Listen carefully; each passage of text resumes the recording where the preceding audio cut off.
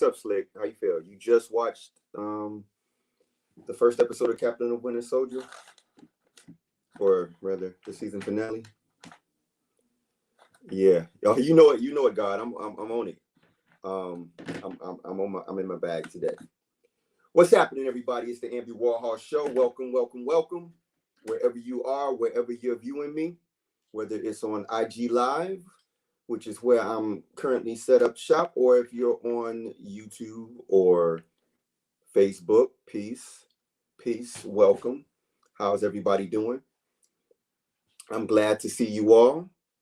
Glad to see everybody fresh and feeling good and joining me today so we can enjoy our conversations. I got some tea, y'all.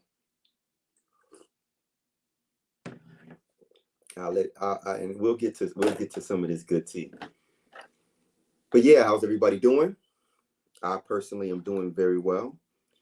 I am in my element. I am in my zone, and I'm feeling fan-fucking-tastic on this day of wisdom, power, all being born to myself.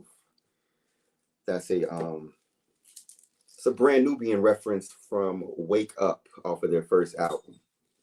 So for those who don't know, that was in reference to the day, which is 25th. Today is the 25th, and in Supreme Mathematics, that's wisdom, power, which are all being born to God, which is yours truly, yourself. Peace. Yeah, what's good? So yeah, I'm sipping tea. Frank is over here chilling. Frank really enjoyed the series finale of The Falcon and the Winter Soldier. He particularly liked the speech. You know, he tends to lean towards people who give speeches, whether he's in his films listening or whether he's actually the one giving the speech. He loves speeches. But yeah, it was a good weekend. It was a good week. We had multiple releases, multiple good releases. So let's talk about it. We had a release of Mortal Kombat. I don't know what this would be considered, a reboot. Yeah, Mortal Kombat reboot. Mortal Kombat was released on HBO Max and in theaters. For those who saw it in theaters, congrats. Y'all brave. I'm glad. I would have went, but after seeing it in HBO Max, I'm kind of glad I didn't. Not because I didn't like the movie. Mortal Kombat is very difficult, and I don't think that they learned from the last two Mortal Kombat films. And it's hilarious because we've seen a lot of fan fiction Mortal Kombat movies, and on YouTube and whatnot. One especially awesome one that was featuring Michael Jai White as Jax. I mean, but we've seen some good renditions and interpretations of Mortal Kombat. And of course the games are off the chain. So, you think in Mortal Kombat, the trailer's showing all this brutality and rawness of goodies, blood and gore. And when I saw the flick, Mortal Kombat didn't deliver for me. It was not great. It was average. And for me, Mortal Kombat being average is not it, because number one, let's talk about Liu Kang. Okay, they presented Liu Kang, Liu Kang was Liu Kang, but if you didn't top the Liu Kang from the original Mortal Kombat, that's already a fail. You already failed if you didn't compliment or at least match the Mortal Kombat from the first series. So he looked the part in this. Yeah, he looked the part, but he was a weak bro. He was weak. Liu Kang was soft. And it's strange because you watch this, so you get this opening scene in Mortal Kombat in this movie, and Scorpion, my goodness. Him and Sub going at it was like brilliant. That whole opening sequence was awesome. That was great. So you open this movie with this brilliant, great development and great martial arts and great fighting sequences, and then I don't think I saw that again until they showed up and fought again towards the end of the movie. I think that was the only time I saw a good martial arts sequence. And for a Mortal Kombat movie, that kind of sucks. Like how am I watching Mortal Kombat and I did not get a martial satisfaction? I didn't get a fisticuff satisfaction. I felt like I was robbed. How is there a Mortal Kombat movie that couldn't even live up to the raid? Like, are you kidding me? Mortal Kombat should be putting the raid in the ground. Like, I should be walking away like, okay, I got to see that fight again, or I got to see that fight again. I didn't feel that way about this. So my perspective of it, again, just thinking about it as a writer and what I would have written or how I would have written it, I would have just said fuck it. And if I'm gonna open up with these two awesome characters in this history, then let's run through this. Let's run through their story. I wanna see what happened to him in hell, or in that realm. I want to know about how that went down. I want to see how this mug went through hell, conquering and championing against demons and other world entities and ass whooping. Like, I want to know about that, because you didn't give me anything. And it's a shame when, and I know what they were trying to do. I get it. You throw Kano in, and Kano had so much personality. And he was just like, he took charge of the whole shit, the whole shebang. And like, bam, like Kano ran that shit. Kano from the jump. Like that, it's crazy to think about. I'm watching Mortal Kombat and I'm not like, oh, that fight scene. I'm thinking about every moment when Kano like was going off and snapping. Like that scene when dude touched him on the shoulder and he was like, the fuck? Like, Kano was the fucking business. That was it. And even his fights were fucking weak. Like that fight with him and Reptile, that was trash. Reptile was trash. Like, it was just garbage. The movie, I mean, and granted, I don't want them to not continue it, because I expect that they're going to improve on the content, but I didn't like the way they were getting their fighting specialties. And yeah, it was just so many things about that. I was like, y'all have the opportunity. If y'all want to go into this Mortal Kombat universe, the way the games do it is awesome. You play as one character and you can play through their character arc. So, we talking about universes, you had a chance to dive into Scorpion and Sub-Zero and their relationship. Nobody gives a fuck about that whole, I mean, I like Jax. I'm interested in Jax, maybe, but the rest of them I didn't really care about in the flick, and you didn't give me a reason to care. I cared about Kung Lao. I did care about Kung Lao. Kung Lao was interesting. And then they killed him. Like, the fuck? You give me a good character, you give me a person I actually was interested in, and it was like, ugh. It's like you killed him right away, and you didn't even give him, like, it wasn't even a worthy death. It was weak as fuck. Like, this dude didn't even put up a fight, like, at all. At all. Like, nobody even tried. And you didn't give me any value of why I should be intimidated or concerned with Shang Tsung. You didn't give me any impact of why he was a badass. So they expected you to get into these characters based on already having a precursor, which is also, well, this is Warner Brothers, so never mind. I was gonna say that's also the flaw of the DC films, is that unlike the way Marvel presents their characters, and I'm not trying to make this a versus, but when Marvel presents their characters, they give you character development over time, or they give you character development within the context of whatever setting that you're placing that character in. Warner Brothers with their films just seems to throw characters into their shit and just say, okay, you should know who this character is. This is Frank. Now Frank's gonna go do some shit. I don't care if you saw They Live or not. That's not how you do it. You got to have some character development. Frank's been building his characterization with me for a while, and I mean, the only other person that can even match that character development closely is Batman. My Batman, not that other fucking not the Bat. I mean, and granted, I don't dislike the Batman in these movies either, but nonetheless, all I'm saying is that all these people and the way they do things with these characters, it's like you had a great opportunity with Mortal Kombat, and you kind of shafted those of us who are Martial fans. And yeah, off brand as fuck. You didn't deliver on the fighting. You didn't deliver on the essence of what Mortal Kombat is about. And yeah, that's that. So Mortal Kombat, so I'll save some of my other thoughts about it when we get into our conversations and we form our cipher. So that's when we'll get into the goodies on that. But Invincible now. The shit hit the fan in Invincible, and now there is no fan. There's just shit everywhere. There's just shit is going down. Shit, raining shit. Invincible was awesome. This last episode of Invincible delivered, and this series continues to deliver in a way that I'm just like vexed at how this show is just like it's written well, it's presented well, everything about it is well. But then at the same time, again, going back to Mortal Kombat, here we go. We got a franchise that's huge. Here we got this little Image comic that a lot of people didn't even know existed. Which happens with Image. Image has some of the best comics out there, some of the best writers, some of the best stories, some of the best of the best of the best with honors, sir.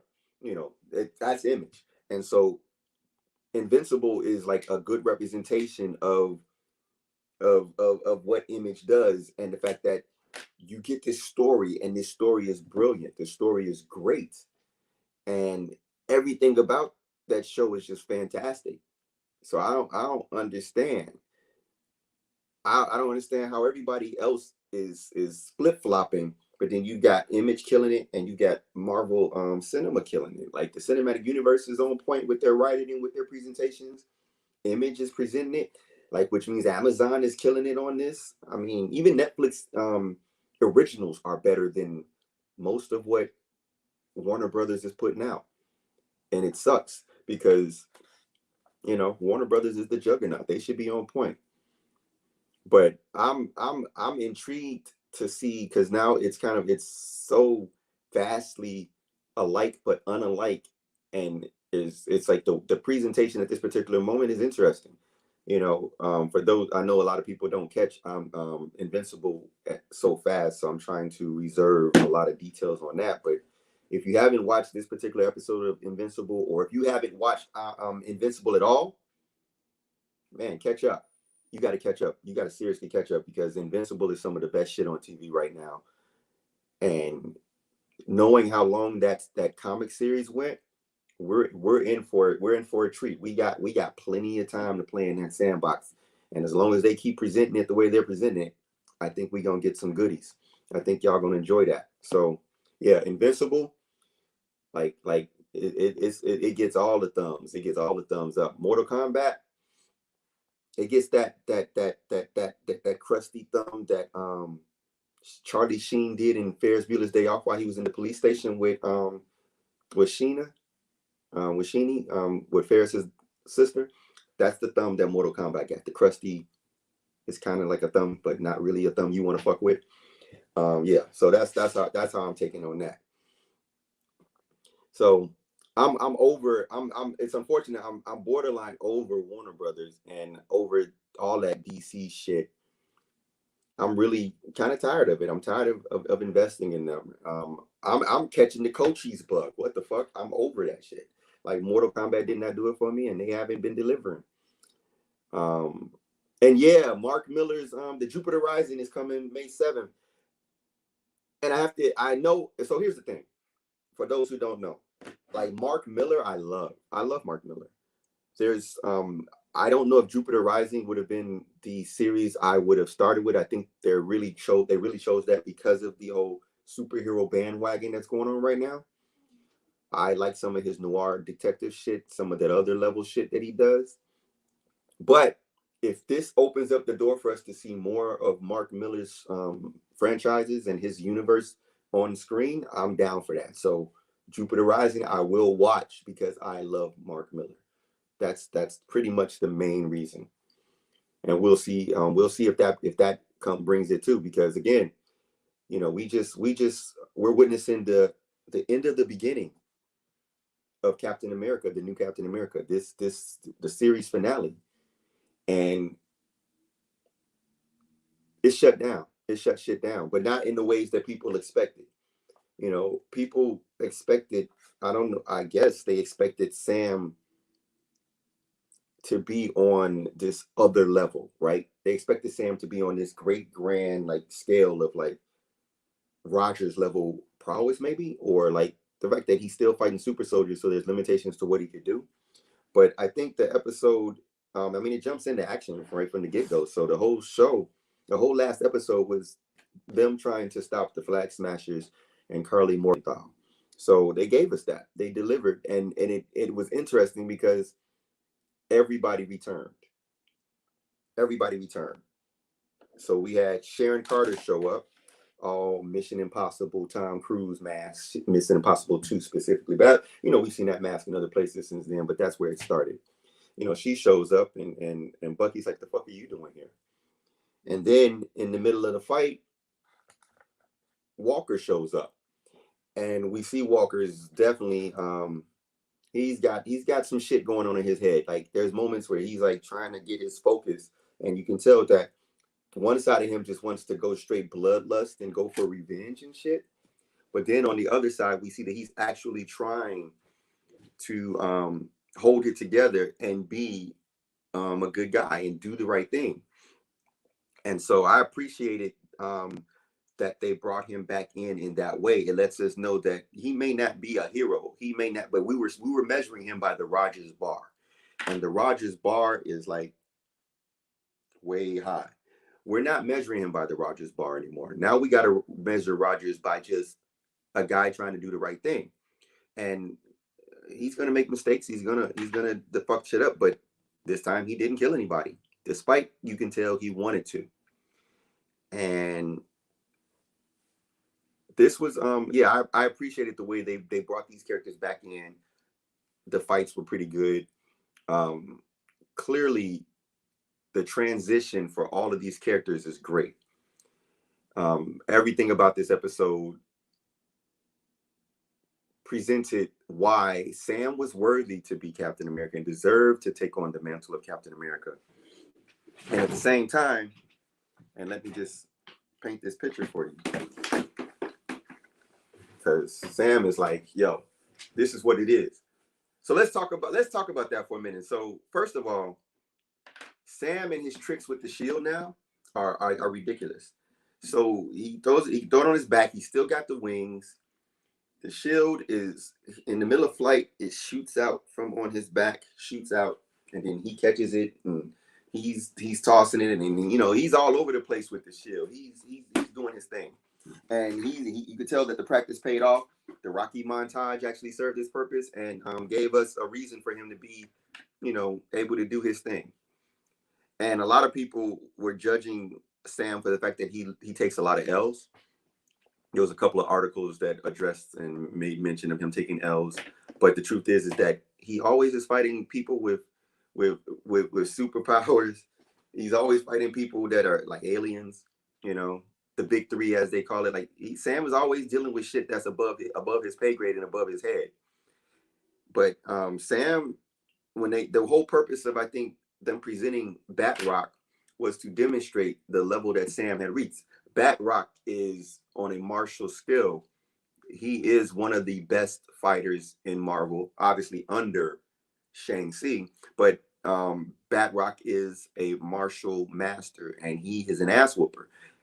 And we saw Cap not have a difficult time, but had a slight moment where he had to adjust to Batroc's fighting style. But Rogers put him on his ass. But he was a super soldier. So Batroc fighting a super soldier at that time, and Batroc was holding his own. Now Batroc versus Sam. We know what Batroc's skill set is. Now we see him against Sam, and Sam holding his own, which was impressive just in the thought of that Sam is not even remotely on the level of a Batroc. He has no super soldier serum. He has nothing. It's just him and his tech. And he didn't even use the tech for most of that fight. He literally was fighting him hand to hand, and he held his own. So I appreciated that about it. On the other side, when, you know, John Walker and his man-made garbage can, we saw immediately that shit is a waste. That's a bust. From the moment he first threw it and Carly kicked it away, it doesn't have the absorbing capabilities of vibranium. So it didn't reverberate around and deflect everywhere. It just hit boom, boom, and fell to the ground. That's the difference. And then we see when the Smashers start going at them and they're punching at that shield, they're denting it. I mean, by the time that shield hit the ground towards the end of the episode, it looked like Oscar the Grouch's trash can top. It was done. So we see that Sam's experience with the new shield and why it's not wise to decide to make your own shield and then think you're gonna go out there and I mean, granted, he did use it, and I'm pretty sure one thing I will admit that when he hits you with that fucking trash can top, I'm sure that hurts a lot worse than that vibranium shield. It's heavier. It's in the sense of how the weight is, how the weight moves, and how it doesn't have the absorbing principle. That means on impact, it's just gonna be full on blunt instrument, and he used it, and he was hurting him. So the way he uses that thing, though, he very much uses it like he's trying, like a sword. He's always swinging that shit like he's trying to sever heads and trying to slice you open. Like it was a Kung Lao hat. That's how he was using that shield. But John Walker returning and trying his best to not kill people was hilarious. And watching him have those moments where he wants to snap off, but he brings it back down and he regains his composure. And then there's that moment where John's a hero. He's like, the GNC people are inside of that armored transport, and they're about to go over the edge thanks to Carly. And he shows up and he grabs it, and he's trying to save the people as opposed to going after Carly for revenge, which was very commendable. And the fact that he does have at least a little bit of a grip and control over his psychosis and his insanity. So yeah, they did well with establishing that he's very much a hero, albeit a very damaged and a very troubled and a very questionable hero, which Marvel is leaning towards anyway. I mean, Scarlet Witch is a troubled, very questionable hero. We're about to see Moon Knight, who is absolutely bonkers. And these are people who do things that are not at times the status quo accepted, things that are not going to be agreed upon, and things that are going to make you go, okay, is anybody going to interfere and stop this person from being an ass? So I like that. And I had a conversation with one of my brothers, and he was disappointed in the villainy of the Falcon and the Winter Soldier. He did not like the fact that there weren't enough villains in the series. And I want to just bring this up, right? First of all, everything about the Captain America world, the way it's presented, is not about the villains in the traditional sense. If you go back to the first Captain America,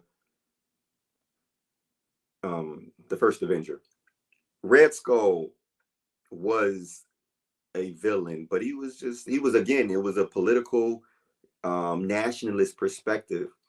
And that's philosophical, and that when you draw into those arenas, you're dealing with people who from their side of the coin, they are as justified in their fight as anyone else. Doesn't mean that you agree with it, but they have their right to their position. And when it comes down to war, everybody in the fucking war is wrong, so let's deal with it. So in the Captain America, in the whole span of Captain America, you get to this point where all the characters are kind of gray, because it's the spy world, it's espionage, it's soldiers. Soldiers are not good people, and this is no disrespect to my soldier brethren that are out there, but you're not a good person. And it's not because and I'm not talking about a good person intrinsically on a day-to-day basis, but as a soldier, you do as you're told. You don't do what's right. You don't get to make moral choices. You don't get to make the life or death call in relation to a civilian or a person that's in your path. If they tell you go, you go. If they tell you kill, you kill. If they tell you push the button, you push the button. If they tell you drop the bomb, you drop the bomb. And that's the life of a soldier. So everybody throughout this story are a representation of that soldiering, or people who work for the government. So as someone eloquently pointed out, the real villains in this story are the politicians. The real villains in this story are the government agencies who are working their angles and doing what the fuck that they do best, which is serve their own self-interest, which is what Sam tried to convey, or I shouldn't say tried. He conveyed it very well. But Sam conveyed the message in his speech, in his Morpheus moment. We are still here. He let you know, you guys going into these places with guns and armed soldiers, grabbing up people and then pushing them and extraditing them to these other places against their will. What do you think you look like? So you can call the flag smashers terrorists, but are they more terrorists than you to the other people? You know, are you less of a problem or a conflict causer? Are you less of a problem in the worldview than the flag smashers? Nah, fuck that. So as far as the characters are concerned, Backrock is absolutely a villain. He's just not I want to take over the world villain. He's I want to make some money. I want to sell a few weapons. I want to go over here and do this deal and connect this person to that person. He's a middleman. He's just a sleazeball. That's not really, you know, and that is not really a villain that people are looking for in superhero films. Zemo was definitely, while he does villainous things, it's questionable whether he has good intentions in some of his actions. Yes, was it wrong to kill the flag smashers? Just as wrong as when John Walker did it, because the flag smashers he killed were the flag smashers who started to question Carly's motives. So while they were superheroes, they were not about that life. They weren't trying to kill anybody. They didn't want to hurt nobody. So it's a lot going on in this story in terms of characters and where they stand, and it's just philosophy. It's all perspective. This show is 100% about perspectives and opinions, and I like the fact that everybody in this movie or in this series, contrary to the idea that some people think that there were no villains, the villains were the ideologies that these people had and how far they were willing to take these ideologies to achieve their goal. You know, you can have whatever ideology you like. You know, you can wave whatever flag you want. You can have whatever nationality, or be against all nationalities. You can do all that shit. But when you start to infringe upon my rights to freedom, justice, and equality in social, political, and economic ciphers, that's when me and you got to go hand in hand, and we got to shut shit down. But until then, I don't give a fuck what you do. I don't care fuck what you believe. Just don't fuck with me and mine. So while the flag smashers in philosophy at its core, as Sam admitted in the series, I can lean on that. I can work with that. When they start saying we're going to kill this person, we're going to take out that person, we're going to decide who lives and who dies, now I got to agree with Zemo. You're kind of leaning on that supremacist view when you kind of making the decision about other people's lives when there may be another way, which we're not sure if there's another way. That's idealistic because that comes with philosophies and agendas, is ideals. Because Sam, he gave this great speech, but let's be honest. Do you really think those politicians are going to go home and change their mind? Do you really think that the shit that the governments are doing is going to stop? No. That's the reason why Val, don't call her that, step in your head. It's the reason why she went to Walker and gave him a new shiny black suit and called him U.S. agent. Said, we don't need that Captain America shit. That's not it. I like killing people. I like ruining people's lives for our cause. And if you down for that, answer your phone when I call, homie. So Walker's set up, and he was happy as fuck about it. I'm back. Yeah, bro, you back. You back in the shit. The shit that you just got fucked over about. You happy being in service to your country again after your country abandoned you, but now you want to go back? Come on now. So once again, he's damaged, and it's clear that he just wants to belong to something. He just wants. That's the reason why he put the accolade inside of his shield. He put that award, that medal, inside of his shield to remind himself that he is worthy, that he's special, that he's somebody that deserves acknowledgement, and he's somebody that deserves respect. She gave it to him in the form of an ego stroke, and she's going to manipulate him and use him, of course. And he, as long as he serves her purposes, everything will be all right for him. But the instant he doesn't, we'll see what everything's really about. So no, governments are not here to make the world a better place. Governments are not here to quill all of your concerns about your social issues. The government don't give a fuck about your financial status. The government don't give a fuck about your well-being. The government gives a fuck about whatever it's trying to do. And when I say government, I'm not just talking about elected officials. Elected officials are manipulated by lobbyists, puppeteered by lobbyists, and lobbyists are employed by power brokers. So Sharon runs the world right now. Think about it.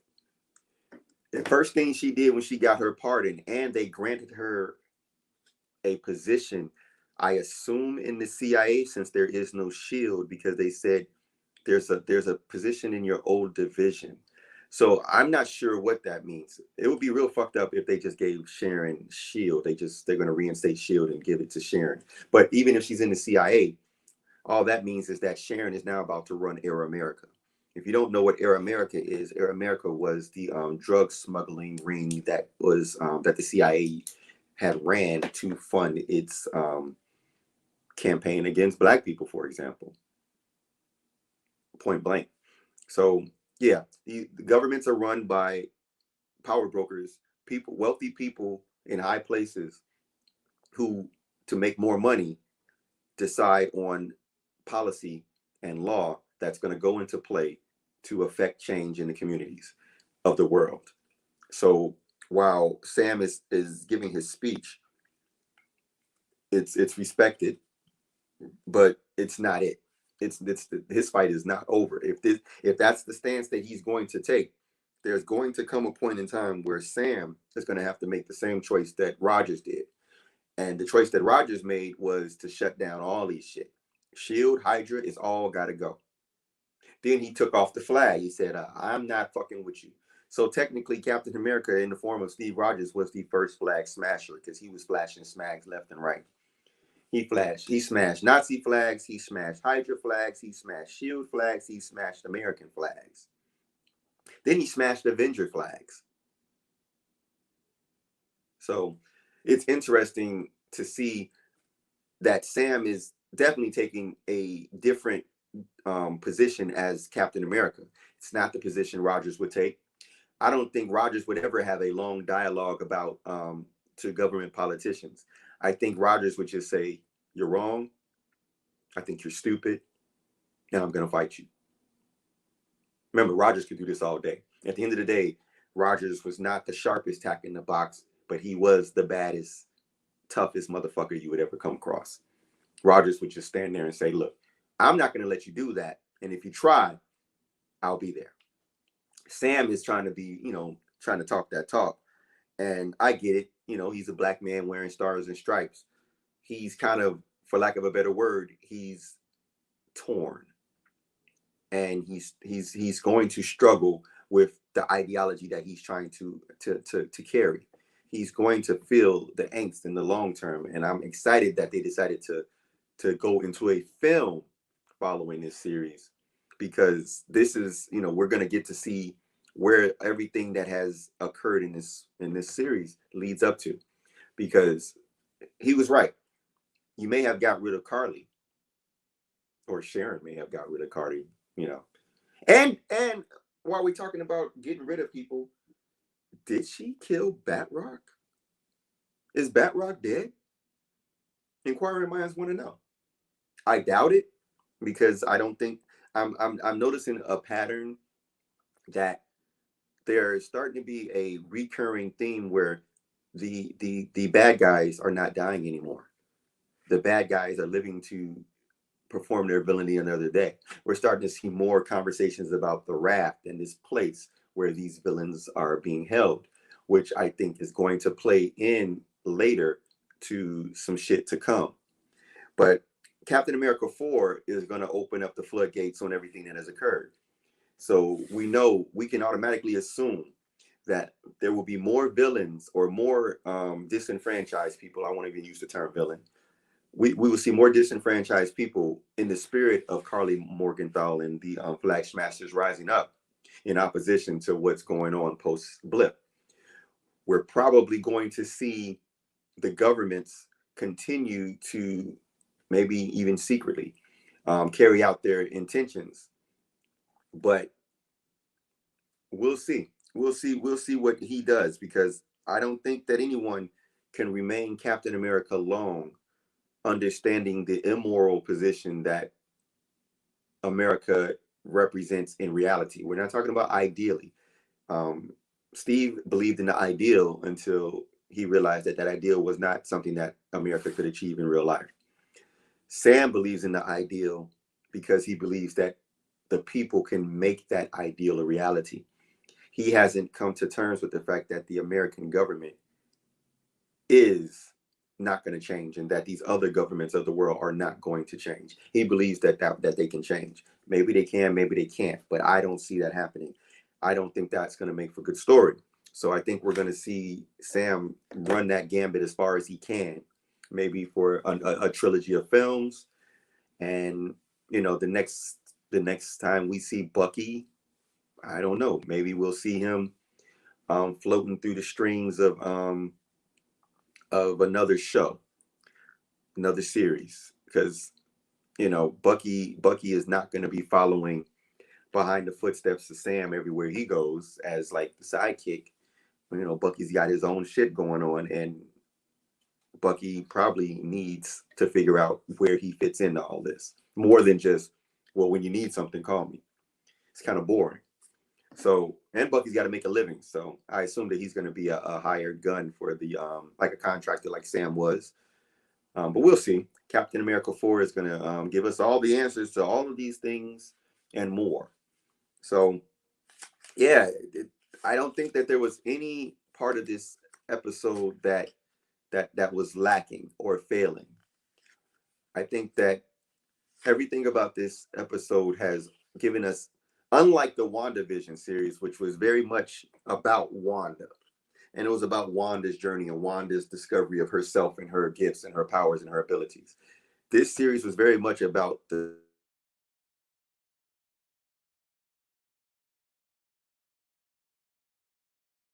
to address all.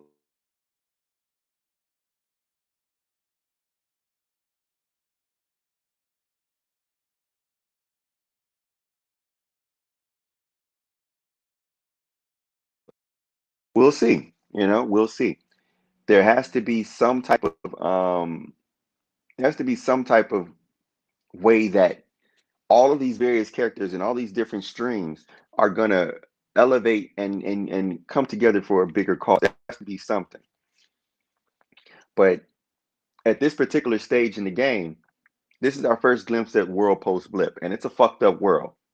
We've got a bunch of people homeless and struggling to survive and in transition.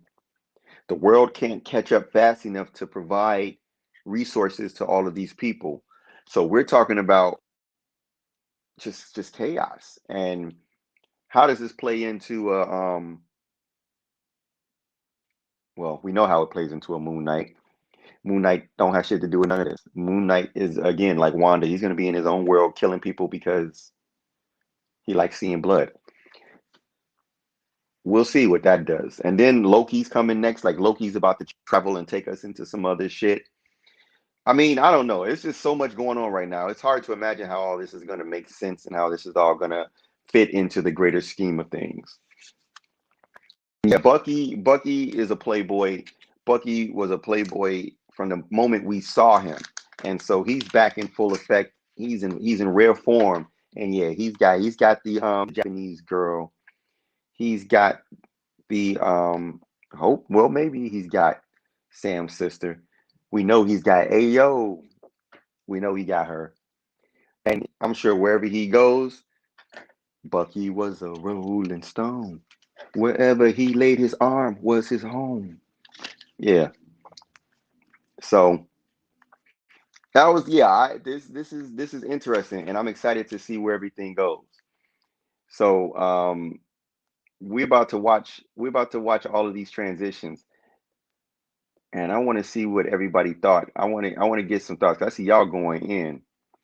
What do you say? Spider-Man Far From Home set us up. That post blip wasn't that bad. First of all, it's not that Far From Home set us up that way. It was a fucking high school kid, and his perspective is shit.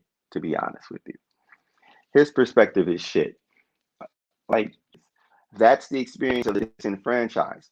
Peter was not one of the disenfranchised. Peter has a good middle class home. You know he's good. So he wouldn't have any connection or relation to that struggle. He went back to school, and then they went on the school trip, and then that was it. You know, and I'm not even sure. We have to figure that out. What point in what timeline was it for Peter and them when they came back? How far was it into that timeline? Was it right away or was it way back? That's the question that needs to be asked. That's the question that I'd like to know. Frank has some theories, but Frank is just not in the mood to talk right now. So we'll see where that goes. I'm interested to know though what you guys are thinking about this. So get on here and chop it up with me. Oh, that was so Spider-Man was 3 to 6 months. So yeah, 3 to 6 months was way after everything that we've been watching up to this point. What's good? What's good, y'all? Peace. So yeah, hit me with that. And as a matter of fact, give me one. Y'all go ahead and chop it up. I want to hear what y'all thought. I mean, shit. Sam just basically broke it down for everybody, man. I had posted something similar on Facebook the other day, and the brother Rashad Nasir